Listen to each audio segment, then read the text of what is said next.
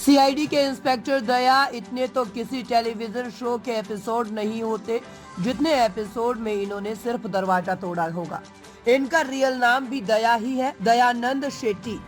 Show में एक मुक्के में दरवाजा तोड़ देने वाले दया रियल लाइफ में एथलीट रह चुके हैं। डिस्कस थ्रो में महाराष्ट्र के स्टेट लेवल चैंपियन थे। पिता हॉस्टल व्यवसाय में थे, खुद भी कई साल होटल काउंटर पर बैठे रहे। एक दिन अपने दोस्त के साथ काम से एड एजेंसी गए थे। दोस्त सिलेक्ट हुआ कि नहीं, लेकिन इनकी किस्मत जरूर चमक गई। लुक और सुडोल सीट देखकर इन्हें ही मॉडलिंग का ऑफर मिल गया। सीआईडी में इनके रोल से शायद डायरेक्टर रोहित शेट्टी भी प्रभावित थे।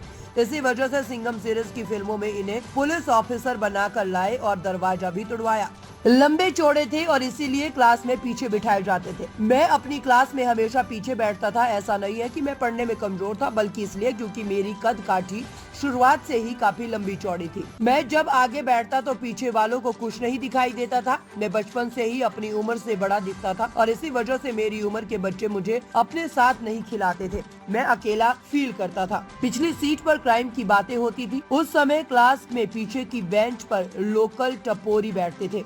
उनका बात करने का लहजा भी वैसा ही था, हमेशा क्राइम की बातें करते थे। उनके साथ रहकर मैं भी उनके रंग में रंग गया।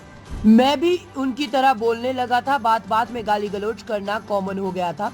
और उसके बाद जब चीजें बदली और मुझे पनिशमेंट के तौर पर आगे साइड वाली बेंच पर बिठाया गया तो मैं धीरे धीरे इम्प्रूव करने लगा, क्योंकि मेरे साथ स्कॉलर बैठते थे। डिस्कस थ्रो में स्टेट लेवल चैंपियन बने। मैं भी पिता की तरह खुद को होटल बिजनेस में ही देख रहा था। पढ़ाई के दौरान कब मेरा मन स्पोर्ट्स में लगने लगा पता ही नहीं चला। मैं डिस्कस थ्रो करता था। 1994 में डिस्कस थ्रो इवेंट में मैं महाराष्ट्र से स्टेट लेवल का चैंपियन भी बना। दरअसल मेरे पिताजी बिजनेसमैन होने के साथ साथ खुद भी एक एथलीट थे। वे वेट लिफ्टिंग करते थे और मैं उन्हें देखकर इंस्पायर होता था।